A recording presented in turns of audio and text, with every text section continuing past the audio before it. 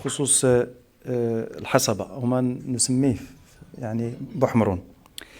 هذا الموضوع هذا هو لوحظ يعني عودة مؤخرا لهذا يعني واحد التسارع في الارتفاع ديال العودة ديال هذا المرض.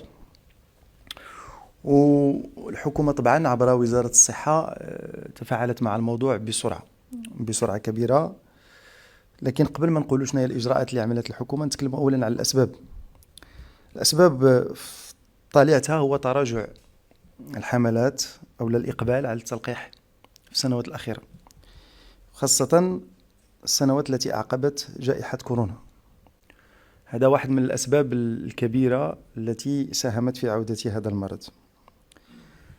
السبب الثاني هو انتشار المعلومات المغلوطة، وللأسف هذه المعلومات المغلوطة التي تخيف المواطنين من التلقيح يجب أن ننتبه لها بشكل كبير، على أساس أنه هذه الأمراض ما هو معروف هو أنها أحسن طريق لمحاربتها هو التلقيح، خاصة التلقيح المبكر في السنوات الأولى.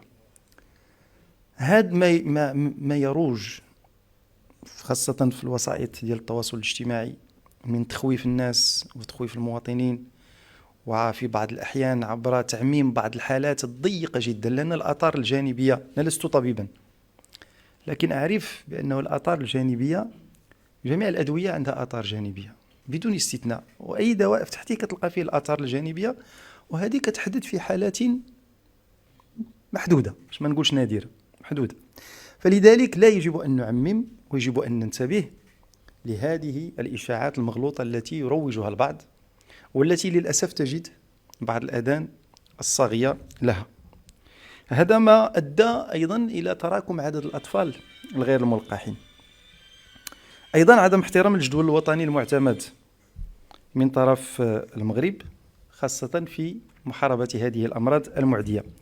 بماذا قامت الحكومة في مواجهة هذا المرض؟ أولا إرساء نظام اليقظة والتتبع على مستوى المركز الوطني للعمليات الطارئة للصحة العامة، و12 مركزا إقليميا للطوارئ الصحية. إطلاق حملة وطنية استدراكية عاجلة للتلقيح ضد الحصبة وأمراض أخرى ابتداء من 28 أكتوبر 2024 والتي تقرر تمديدها. إطلاق حملة تواصلية شاملة تستهدف خاصة الفئات المعنية بالتلقيح: آباء وأولياء التلاميذ، نساء ورجال التعليم، مهني الصحة والسلطات العمومية. التنسيق مع وزارة التربية الوطنية والتعليم الأولي والرياضة ووزارة الداخلية للتحقق من حالة التلقيح لفائدة الأطفال أقل من 18 سنة. التكفل بالحالات والتلقيح لدى المخالطين.